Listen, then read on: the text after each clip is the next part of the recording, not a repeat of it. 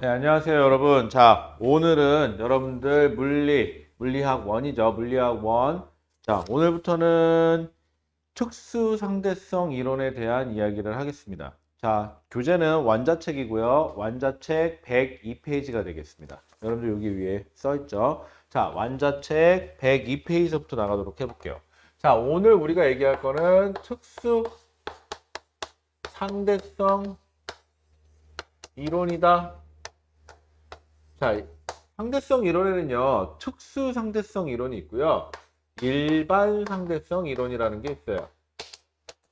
자, 우리는요, 물리학 1 과정에서는 특수 상대성 이론만 배우고요, 물리학 2 과정에서 일반 상대성 이론을 배웁니다. 물론 몇 년 전에 교과 과정이 개편되기 전에는 특수 상대성 이론과 일반 상대성 이론을 물리 1에서 둘이 동시에 배웠어요. 근데 우리는 물리 1, 2로 각각 나눠져 있고요. 각각 따로따로 배우게 됩니다. 자, 여기 보시면 특수하다 라는 표현이 나와 있고요. 일반적이다 라는 표현이 나와 있어요. 자, 결론부터 말씀드릴게요. 특수하다 라는 거는요, 가속도가 0으로 특수한 경우, 가속도가 0이라면 우리는 뭘 말하는 거죠? 등속도 운동 에 대한 얘기만 하자. 결론부터 말씀드리면 이렇게 돼요. 자, 그 다음에 일반적이다. 그럼 가속도가 0인 경우하고 가속도가 0이 아닌 경우를 모두 포함하자 라고 하는 게 일반적, 즉 제너럴하자 라는 표현으로 일반적인 표현이에요. 그래서 우리가 오늘 이야기할 특수 상대성 이론은 등속도 운동을 하는 물체에 대해서만 이야기하도록 하겠어요. 얘는 할 필요가 없어요. 솔직히 여러분들 중에서 나중에 물투를 수능으로 보겠다. 그런 친구 빼고는 굳이 그럴 필요가 없다는 거죠. 자, 그러면 상대성. 그래서 제일 여러분들 책에 보면 상대 속도라는 표현이 나와요. 네, 그러면 상대 속도라는 표현 말고 다른 표현이 뭐 있어요? 절대 속도. 자, 근데 세상에 엄밀히 말하면 절대 속도라는 건 없어요. 자, 그럼 용어부터 구분할게요. 자, 수평면 위에, 우리는 지금까지 수평면 위에 A라는 물체가 있습니다. A라는 물체가 오른쪽으로 10m/s로 가고 있습니다. 자, 그리고 여기 B라는 물체가 있습니다. 자, B라는 물체가 있는데 B라는 물체는 역시 오른쪽으로 간다고 쳐볼게요. 오른쪽으로 40m/s로 가고 있습니다. 자, 이때 우리는 10m/s로 가요, 40m/s로 가요 라고 이야기했었던 건 지면에 대해서 정지한 관찰자, 지면에 대해서 정지한 관찰자가 여기 서가지고 이렇게 서서 이 사람이 얘네들은 정지 상태에서 봤을 때 그때 속도가 10m/s야, 그때 속도가 40m/s야 이야기한 거죠. 자, 그러면 엄밀히 말하면 절대 속도라는 거는요, 여기 이 경우에서는 지면을 기준으로 측정한 상대 속도예요. 이게 무슨 말이냐? 우리는 절대 속도가 아니라 사실은 지면을 기준으로 봤을 때 지면에 있는 사람이 관찰하는 속도를 우리는 그냥 암암리의 절대 속도로 얘기한 것 뿐이에요. 우리가 별말 없으면 10m/s, 40m/s 그러면 지면에 정지한 관찰자가 봤을 때 라는 뜻이에요. 자, 그럼 우리는 이거는 됐고요. 어차피 절대 속도라는 것도 사실은 상대 속도라는 얘기고요. 그다음 두 번째. 자, 상대 속도는 뭐냐? 기준을 바꿀게요. 기준을 바꿔서 자, A를 기준으로 한번 해볼게요. A를 기준으로. 자, 이 세상이 이제 지면이 기준이 아니라 A가 기준이에요. A가 즉 누구냐? 관찰자예요. 자, 그러면 A라는 관찰자는 자기가 정지해 있다고 생각을 하는 거예요. A라는 관찰자는 본인이 항상 관찰자는 본인이 정지해 있다고 생각하는 겁니다.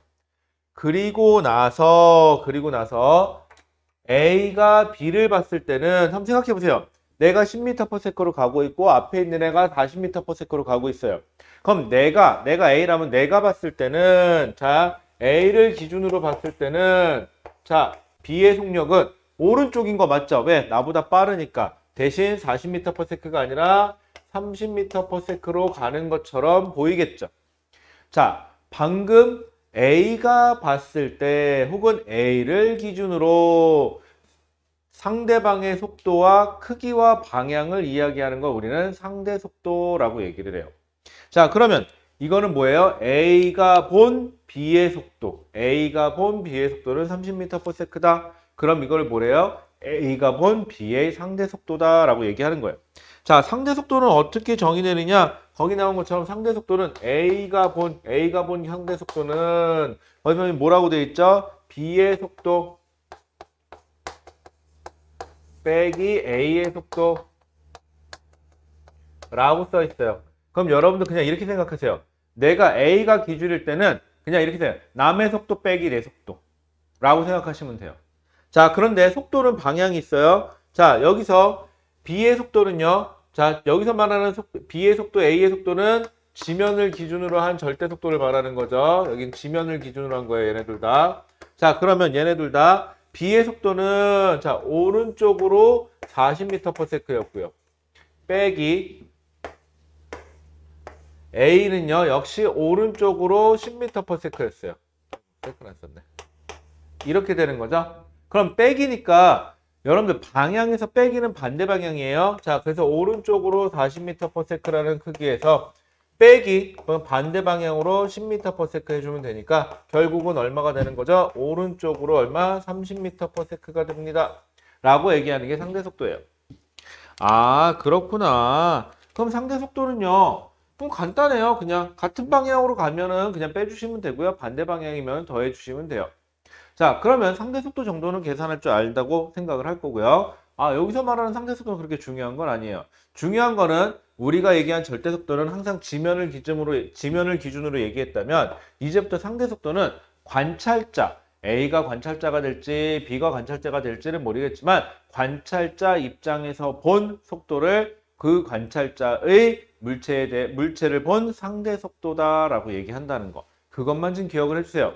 그러면 이 특수상대성 이론에서 이 상대 속도는 어떻게 계산을 하는 데 쓰이느냐? 그럼 여러분들 되게 간단해요.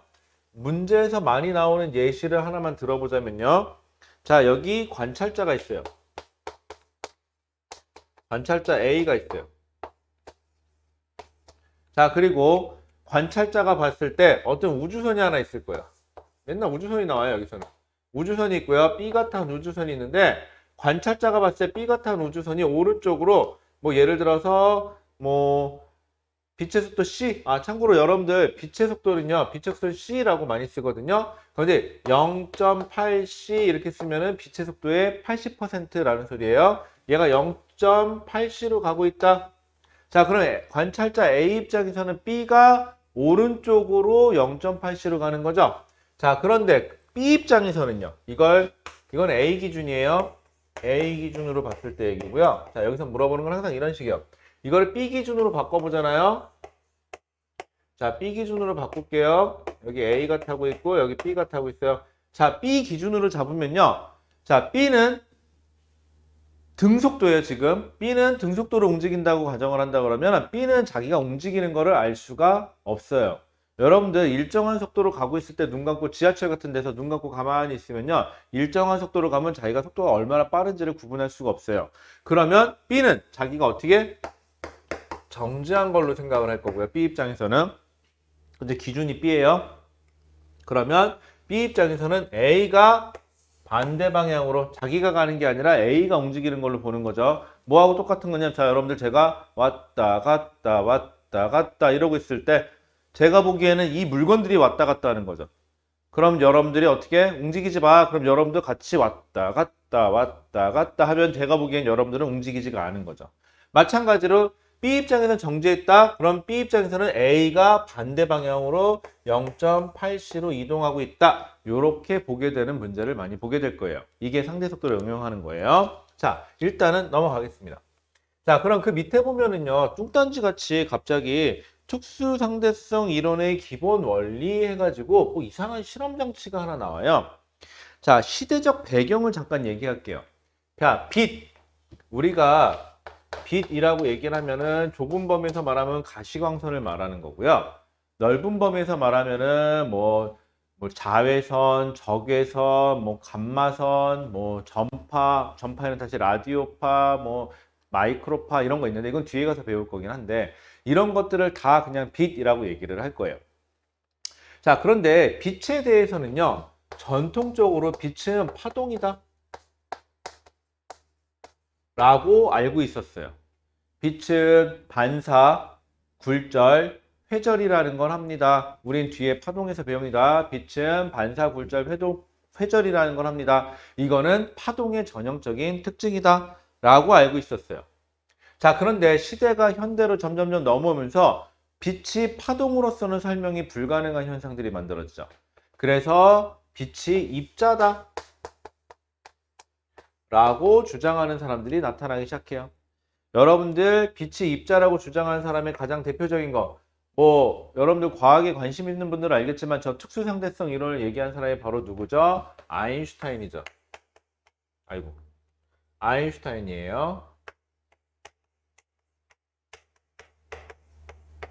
자, 그런데 이 빛이 입자라고 주장하는 사람의 가장 대표적인 사람이 바로 아인슈타인이에요.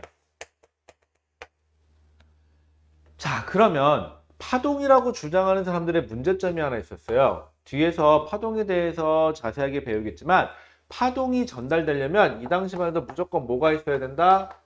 매질이라는 게 있어야 된다 라고 생각을 했어요. 자, 그런데 이 당시만 해도 다 좋은데 빛은 파동으로서만 설명할 수 있는 현상들이 많이 발견이 된 것까지는 좋아요. 그런데 이 당시에 문제점이 하나 발생했어요.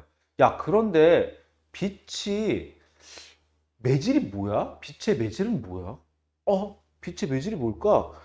모르겠어. 빛의 매질이 도대체 뭐야? 아니, 소리는 라고 소리를 지르면 여기 있는 공기가 전달을 해주는 거고 파도는 물이라는 매질이 전달을 해주고 이런 식으로 파동을 전달해주는 매질이 있는데 도대체 이놈의 빛의 매질이 뭐냐? 그래서 빛의 매질이 뭔지 몰라가지고 거기 나온 것처럼 이름만 정했어요. 에테르. 있을 거다. 에테르라는 애가. 자, 그래서 파동이 맞다라고 하려면은 이 당시만 해도 에테르라는 걸 증명을 해내야 됐어요. 그래서 거기 실험에 나오는 사람, 두 사람 이름이 나오는데 마이컬슨이라는 사람하고 몰리라는 사람이 이 에테르라는 걸 있는지 없는지 확인하려고 실험이라는 걸 합니다. 자, 이 사람들이 생각하기에는 자, 뭐냐? 뭐 거기 나오면은 뭐 배의 그림도 많이 나오는데 배의 그림, 자 여기가 물이에요. 자, 물이 강이 있는데 이 방향으로 강물이 흘러가요.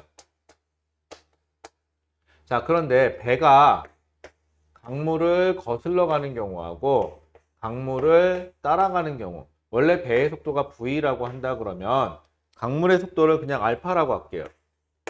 자, 그러면 첫 번째 거는 강을 거슬러 올라가니까는 강물하고 속도는 반대죠. 그래서 만약 올라간다면은 얘가 속도는 V-알파라는 속도의 크기를 가질 거고 얘는 같은 방향으로 가니까 V 플러스 알파라는 속력을 가질 거다. 그래서 이렇게 강물이라는 여기서는 에테르의 흐름이에요. 강물처럼 이 에테르의 흐름이 있다면 이 빛의 속력도 이렇게 상대적으로 바뀌지 않겠냐라는 생각을 합니다. 그래서 강물 얘기가 나오는 거예요, 여러분들. 배 타는 얘기가. 자, 그래서 이 사람들은 실험 장치를 어떻게 꾸몄냐? 실험 장치를 자, 먼저 실험 장치는요. 빛이 들어와요. 빛이 들어오면요. 실험 장치가 이렇게 있다고 칠게요. 실험 장치가 이렇게 있으면 한 곳에 빛이 들어오게 만들어요. 그 다음에 거울을 하나 갖다 놨는데 이 거울은요. 반은 반사하고 반은 직진해요. 그래서 직진한 빛, 반사한 빛, 직진한 빛 두 개로 나눠요. 그리고 똑같은 거리에 거울을 하나 갖다 놔요. 그래서 빛이 반사된 거 파란색으로 표시게 반사된 빛이 내려오고 반사된 빛이 오겠죠. 그리고 다시 이 빛은 90도로 꺾이고 들어온 빛은 그대로 직진해요. 자, 그래서 여기다 스크린을 하나 갖다 놓습니다. 삐뚤어졌네 이렇게. 자, 스크린을 하나 갖다 놔요. 자, 근데 우리가 파동을 아직 다 안 배워서 그런데 빛이 거리가 똑같죠. 이동 거리가 똑같아요. 뿅뿅뿅뿅 맞고 온 거리가 똑같아요. 그래서 둘이 동시에 도착하잖아요. 그러면 빛의 속력이 1번 경로를 따라간 경우하고 2번 경로를 따라간 경우가 빛의 속력이 바뀌지 않으면 둘은 보강이 돼서 환하게 색깔이 나타날 거고요. 조금이라도 빛의 속도가 아주 털끝만큼이라도 변하면은 여기에 밝고 어두운 무늬가 교차돼서 나타날 거다. 즉 회절 무늬가 나타날 거다. 회절은 나중에 배울게요. 그냥 이 정도만 알고 계실게요. 왜냐하면 이건 특수상대성 이론이라 그렇게 깊게 들어갈 필요는 없어요. 그래서 여기 회절 무늬가 나타날 거다. 속력이 바뀌면, 즉 마치 에테르라는 흐름이 있을 때 빛이 진행하는 방향에 따라서 이 속력이 바뀌듯이 빛의 속력이 바뀌듯이 빛의 속력이 바뀌어서 에테르가 있다면 빛의 속력이 바뀌어서 여기에 회절 무늬가 나타날 거다. 그래서 요 실험 장치를 갖다 놓고요. 지구 여러 군데 포지션에다 갖다 놓고 이 실험 장치를 놓고 빙글빙글 돌려요. 그래서 빙글빙글 돌리다 보면요. 어느 경우는 지구가 회전하는 방향에 대해서 빛이 같은 방향으로 들어올 수도 있고요. 또 어느 방향으로는 또 빛이 진행하는 방향, 이쪽으로 지구가 회전하는데 빛이 이 방향으로 들어오는 거하고는 상대 속도가 다를 거다. 에테르라는 게 있으면. 그래서 회절 무늬가 나타날 거다라고 생각을 하고 실험을 했어요. 그래서 지구 여러 곳을 돌아다니면서 저 실험 장치를 갖다 놓고 빙글빙글 돌려봐요. 그런데 나타날 거라고, 즉 에테르가 있어서 빛의 상대 속도가 바뀌어서 회절 무늬가 나타날 거라고 생각을 했는데 거리는 똑같은데 속력이 바뀌어서, 그런데 회절 무늬는 안 나타나더라. 즉 무슨 말이냐? 결론. 빛의 속도 C에 변화가 있다 없다? 없다. 빛의 속도에 변화가 없다. 그래서 회절 무늬가 나타나지 않았다. 그런데 이 사람들은 에테르의 유무를 실험하는 사람이죠. 그래서 에테르는 존재하지 않는다. 자, 그런데 여러분들 여기서 그냥 이건 여담이긴 한데 마이컬슨하고 몰리라는 사람은 빛을 파동이라고 주장하는 사람이고 에테르를 찾고 싶었어요. 그런데 에테르가 없다는 결론에 떨어졌죠. 그럼 자기 이론이 완전히 뒤집히는 거죠. 그래서 호구냐 이 사람이? 그런 건 아니고요. 이 사람은 이렇게 얘기해요. 빛의 속도가 안 바뀌었다. 즉 에테르가 없다. 자기 가정에 의하면. 그렇다는 소리는 왜 우리가 지금까지 파동은 무조건 매질이 있어야 될 거라고 생각을 했느냐? 빛은 매질이 없을 수도 있는 거 아니냐? 라고 해서 이 뒤에 바로 빛은 매질이 따로 없고 전기장과 자기장이 서로 유도해가는 전자기 파동이다 라는 걸 바로 증명을 해내요. 엄밀하게 말하면 이미 그 전에 있었는데 그게 맞다라는 거를 확인하는 거죠. 그거는 나중에 대학 가서 한번 공부해 보시고요. 자, 그런데 이 아인슈타인은요, 이 사람은 되게 독특한 게 뭐냐면요, 자기가 직접 실험한 건 없어요. 남이 실험한 걸 재해석합니다. 어떻게 보면 오늘 말로 하면은 날로 먹은 건가요? 근데 이것도 능력이에요. 자, 이 사람은요, 이분은 에테르라는 게 관심이 없어요. 왜? 빛은 입자니까 에테르 따윈 관심이 없어요. 근데 이분도 결론은 되게 재밌어 했어요. 왜? 빛의 속력이 바뀌지 않았네? 왜 빛의 속력이 안 바뀌었을까? 왜? 근데 이분은 뭐라고 생각했냐면, 잘 생각해 보세요. 여기 형광등이 있어요. 이 강의실 안에도. 형광등에서 들어오는 빛의 속력을 측정하면 C예요. 자, 그런데 우리가 통합과학에서 어렸을 때 작년에 배웠겠지만 멀리 떨어진 은하에서 들어오는 빛의 속력을 측정할 건데, 이 멀리 떨어진 은하는요, 지구에서 굉장히 빠른 속도로 빅뱅 이론에, 그러니까 팽창 이론에 의하면 멀어지고 있죠. 그러면 이 은하가 뒤로 가면서 빛을 쏜 거잖아요. 그럼에도 불구하고 우리가 측정하는 빛의 속도는 역시 C예요. 빛의 속도는요, 어떤 방식으로 측정해도 바뀌지 않더라예요. 결론부터 얘기하면. 그래서 아인슈타인이라는 사람은요, 왜 빛의 속력이 안 바뀌었는지에 대해서는 모른다. 그러니까 법칙이 아니에요. 그래서 그냥 가정을 하자 라고 얘기해요. 그래서 뒤에서 얘기하겠지만 빛의 속력은 왜 안 바뀌는지는 모르겠지만 빛의 속력은 바뀌지 않는다 라고 가정해보자. 그래서 광속 불변일 거야. 불변이야 라고 가정해보자 라고 얘기를 해서 상대성 이론을 풀어가요. 자, 그러면 일단은 102페이지에 나와 있는 상대속도 개념하고요. 그 다음에 그 밑에 보시면은 마이컬슨과 몰리라는 사람의 빛 에테르 찾는 실험이 나와 있는데 얘에 대한 설명이었어요. 됐죠? 자, 넘어갈게요. 자, 그러면 특수 상대성 이론이 성립하기 위해서는 두 가지 가정이 필요해요. 방금 한 가지 가정은 이야기했으니까 그건 이제 좀 더 다시 얘기하기로 하고요. 자, 특수 상대성 이론을 이야기하려면 두 가지 가정이 필요하거든요. 그럼 가정. 여러분들 가정의 뜻은 뭔지 아세요? 왜 그런지는 모르지만 그렇다라고 해 보자라고요. 그러면은요, 여러분들 저랑 부탁이 하나 있어요. 지금부턴 가정이잖아요. 그럼 저한테요, 왜 그래야 돼요? 라는 얘기를 하면 안 돼요. 왜? 여러분들하고 저하고는 약속을 한 거예요. 가정을 해보자라고.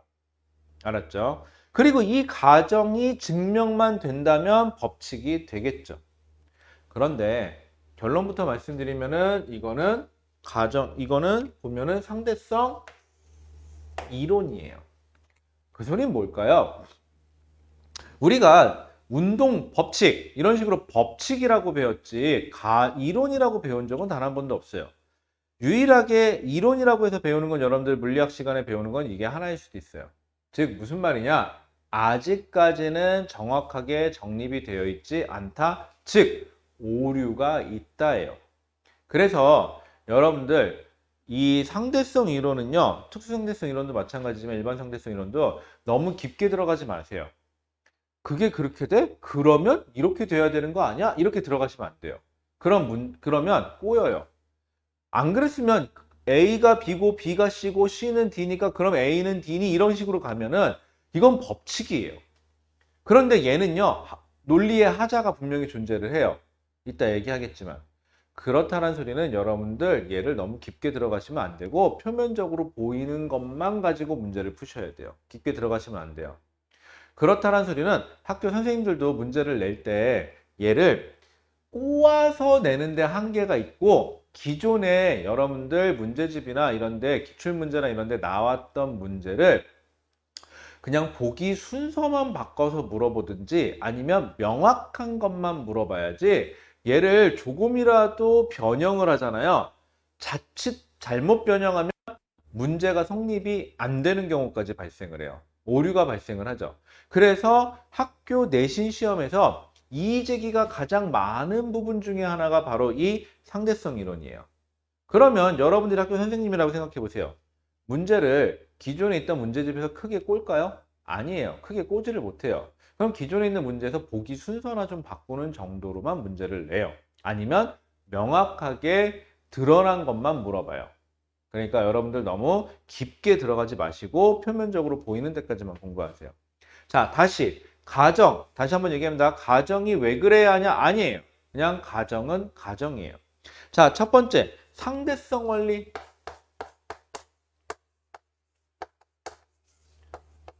자, 상대성 원리에서는요, 거기 첫 번째 그림에서 보면은요, 여러분들 103페이지 책의 그림을 보시는 게 103페이지면은 여기 맨 위에 이게 지하철인지 기차인지 기차에 탄 사람들 둘이 나와요. 자, 기차 얘기 좀 먼저 해봅시다. 여기 기차가 있어요. 기차 안에 탄 사람. 얘 누구 할까요? 얘 철수. 가장 많이 나오는 이름이죠. 자, 기차 밖에 관찰자. 얘 이름은 영희. 자, 철수와 영입니다. 민수는 오늘 없어요. 민수는 오늘 도망갔어요. 자, 영희가 기준이에요. 자, 이게 관찰자. 자, 누가 관찰자인지를 명확히 하셔야 돼요. 관찰자인 영희가 봤을 때 철수가 오른쪽으로 책에 있는 대로 해볼까요? 속력이 안 나왔네요. 그냥 뭐 한 30m/s로 간다고 칠게요. 자, 그럼 초당 30m씩 가고 있어요. 영희가 봤을 때는 철수는 오른쪽으로 30m/s로 가고 있는 거예요. 자, 그런데 영희가 봤을 때 철수는 등속도 운동을 하고 있는 거죠. 자, 그러면 첫 번째 관찰자인 영희가 봤을 때 철수는 등속도 운동을 하는 무슨 경우에 해당하는 거죠? 특수한 경우에 해당해요. 아, 그래서 특수상대성 이론에서 문제에서 나오면은 무조건 관찰자가 봤을 때 관찰 대상이 되는 물체는 항상 속도의 크기와 방향이 일정해요. 자, 그런데 철수 입장에서는요, 빨간색으로 표시할게요. 철수가 관찰자가 된다. 그럼 철수 입장에서는 철수의 속력은 얼마가 되고 0이 돼요. 자기는 움직이는지 인식을 못해요. 왜? 여러분들 등속도로 움직인다는 소리는 내가 힘을 받지 않기 때문에 어느 쪽으로든 내가 힘을 받지 않기 때문에 내가 움직이는지 정지해 있는지 구분할 수 없어요. 꼭이에요. 그럼 관찰자가 철수가 되면 철수 입장에서는 영희가 반대 방향인 왼쪽으로 30m/s로 움직이는 것처럼 관찰을 할 겁니다. 라는 얘기가 첫 번째 그림이에요. 자, 그 다음 그 밑에 보시면 그림이 하나 나오는데 또 그림이 하나 나오는데 뭐냐면 여기 가운데 보면은 어떤 그 픽업 트럭이라 그러나요? 우리나라에는 잘 없는데 뒤에 이제 앞에는 사람 타고 뒤에는 짐을 실을 수 있는 트럭인데 거기에 사람이 서서 공을 던지는 그림이 나와요. 자, 참고로 이 그림은 불법이에요. 자, 왜? 픽업 트럭 뒤에서 사람이 서 있음, 안정장치 없이 픽업 트럭 뒤에 사람이 타는 거는 불법입니다, 여러분들. 이렇게 타시면 안 돼요. 자, 그냥 여담이었어요. 재미없네요.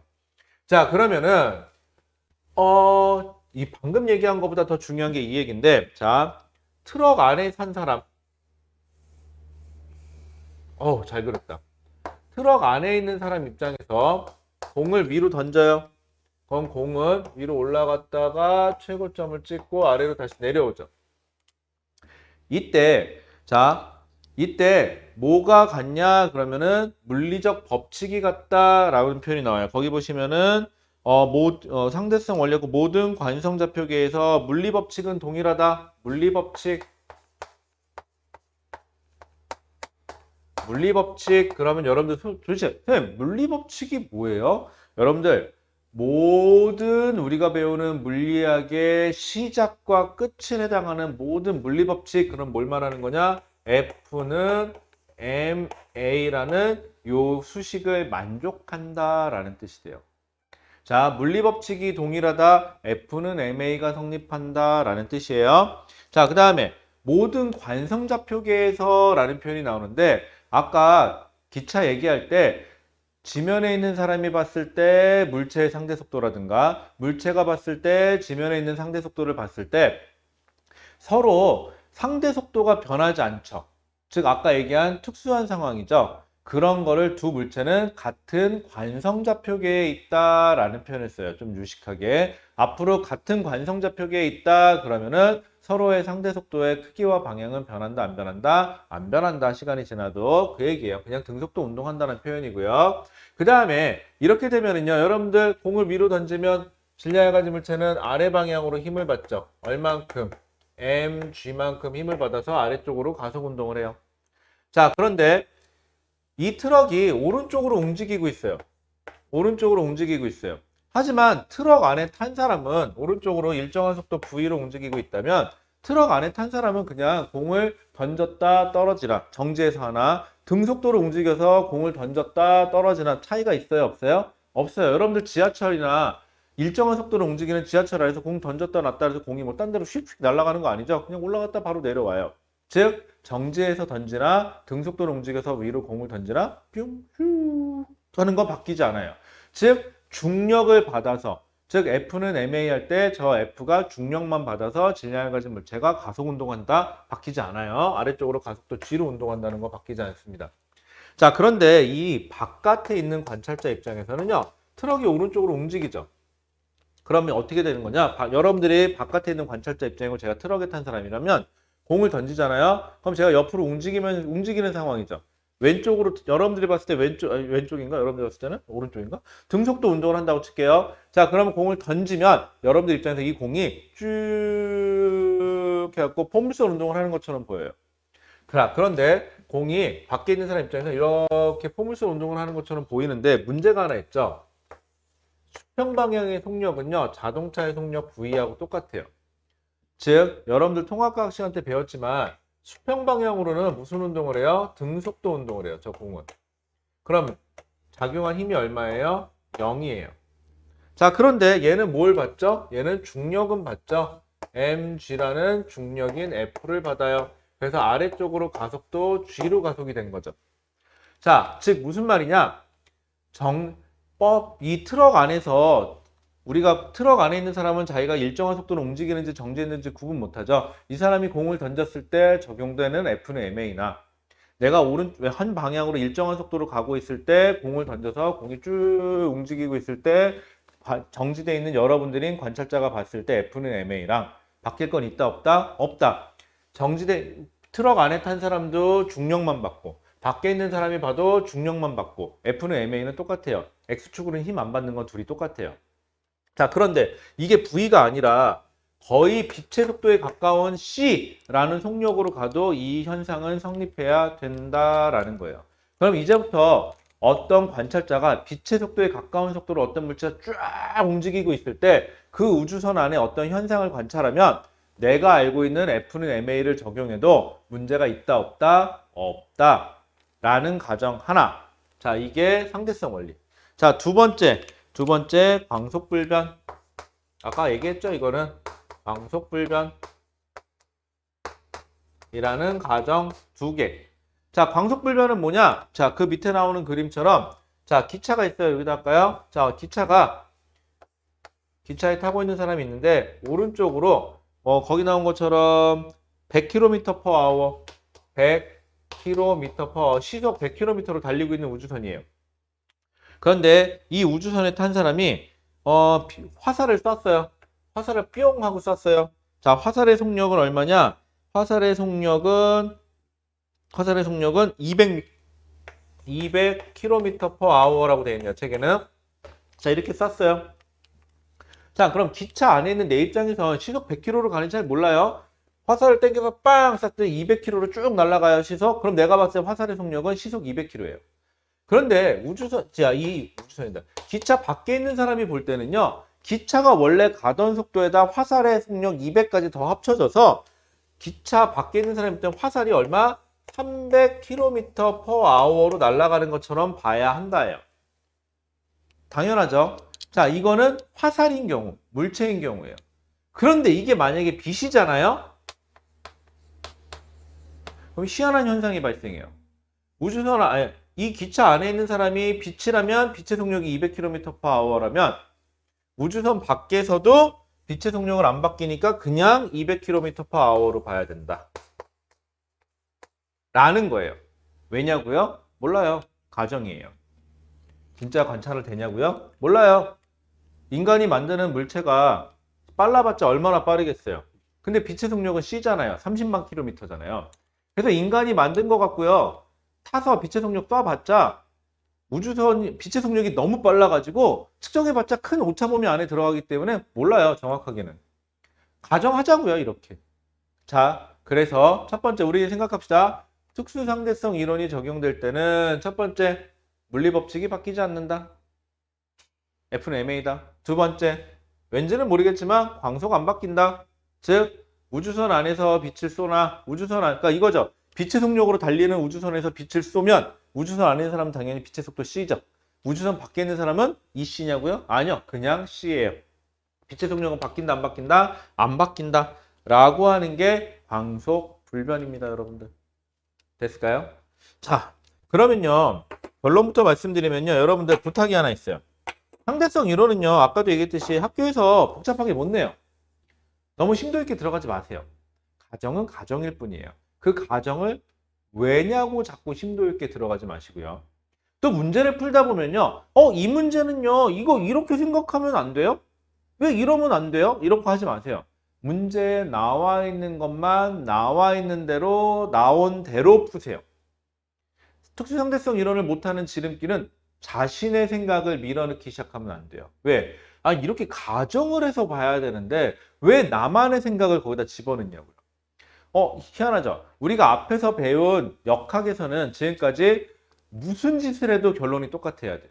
하지만 이 특수상대성 이론이에요. 그래서 무슨 짓을 하든 결론이 바뀌어요. 그래서 출제자가 물어보는 대로만 답을 하세요, 여러분들. 이거 뭐 잘한다고 해서 상대성 이론 잘한다고 해서 누가 밥 주는 거 아니니까 그냥 시험 문제 풀 수 있을 정도만 합시다. 우리끼리 하는 얘기지만 안타깝죠. 자, 그러면요. 이렇게 되면 결론이 뭐가 되느냐? 자, 결론이 어떻게 바뀌느냐? 자, 물리법칙은 그대로 가야 돼요. 자, F는 MA예요. 결론부터 말하면 F는 MA예요. 지금부터 우리가 해야 될 건 뭐냐? 물리법칙은 F는 MA예요. 안 바뀝니다. 물리법칙은 바뀌지 않아야 돼요. 그러면 우리가 알고 있는 고전역학에서는 우리가 알고 있는 고전역학, 여러분들 지금까지 배운 역학 말하는 거예요. 기준이 뭐냐? 모든 물리 현상의 기준은 시간이에요. 여기선 시간이 누구에게나 똑같다예요. 그래서 시간을 기준으로 물리법칙을 그러니까 물리량을 측정을 했어요. 그런데 상대성, 아이고 글씨가 안 써지냐? 상대성, 특히 이 특수상대성 이론 세계에서는 기준이 누구냐? 빛의 속력 C예요. 광속이 안 바뀐다예요. 빛의 속력 C가 안 바뀐다는 거예요. 빛의 속력 C는 시간분의 거리죠. 자, 그런데 내가 빛의 속력으로 달리면서 빛을 쐈을 때도 빛의 속력은 C고, 여러분들이 봤을 때 그럼 C로 달리는 애가 빛의 속력 C로 던지면 이 C가 아니라 그대로 또 C예요. 빛의 속력은. 안 바뀌어요. 광속은. 그러면 모든 관찰자가 얘를 똑같이 관찰하려면요. 결론. 시간은 관찰자마다 달라지고요. 거리도 관찰자마다 달라지고요. 그래서 시간, 거리, 그 다음에 시간, 거리가 바뀌면 모두 바뀌냐? 질량. 이 시간, 거리, 질량에 대한 개념이 절대적인 게 아니라 이제부터는 측정하는 사람이 누구냐에 따라서 서로 다르게 측정할 수 있다라고 얘기하는 게 이제부터 특수상대성 이론이에요. 그러면 여러분들 잠깐 쉬었다 할 거긴 한데, 그럼 지금 이 뒤에서부터 얘기하는 거는 관찰자가 누구고 그 다음에 관찰자가 누구일 때 시간은 누가 더 크게 측정하고 작게 측정하며, 거리는 누가 더 크게 측정하고 작게 측정하며, 질량은 누가 더 크게 측정하고 작게 측정하며, 우리가 알고 있던 시간, 거리, 질량이 모두 다 모든 관찰자가 똑같다가 아니라 이제는 관찰자의 입장에 따라서 바뀐다. 그래서 누가 더 크게 측정하고 누가 더 작게 측정하는지를 구분할 수만 있으면 돼요. 예전 선배들은 그 크기까지 계산을 했어야 되는데, 그 로렌츠 인자를 써서 크기까지 계산을 했어야 되는데, 바뀐 교과 과정에서는 원래 로렌츠 인자를 써서 크기까지는 계산을 시키지 않아요. 그런데 혹시라도 내신이다 보니까 학교 선생님들이 로렌츠 인자라는 거 나중에 얘기는 하겠지만 로렌츠 인자를 써서 계산을 하는 경우가 나온다. 그러면은 저한테 꼭 얘기를 해주세요. 그 부분에 대해서는 그 학생만 따로 얘기를 해줄 생각이니까. 왜? 어차피 로렌츠 인자는 수능에도 안 나와요. 그렇기 때문에 학교 내신에도 안 나오는 게 정상이에요. 교과과정상. 그런데 좀 더 나간다? 알잖아요. 학교 내신에서는 학교 선생님이 기준이 되니까 원래 그러면 안 되는데 그러신 경우가 있어요. 예전 교과과정을 그대로 답습하다 보면은. 그래서 그런 경우는 저한테 따로 말씀을 해주시기 바랍니다. 자, 그럼 잠깐만 쉬었다가 시간, 거리, 질량이 관찰자에 따라서 어떻게 상대적으로 변하는지에 대해서 이 세 가지만 이야기하면 되겠죠. 그래서 관찰자에 따라서 시간은 누가 크게 측정, 누가 작게 측정, 거리는 누가 크게 측정, 작게 측정, 질량은 누가 크게 측정, 작게 측정. 요것만 구분할 수 있으면 될 것 같아요. 잠깐만 쉬었다 할게요.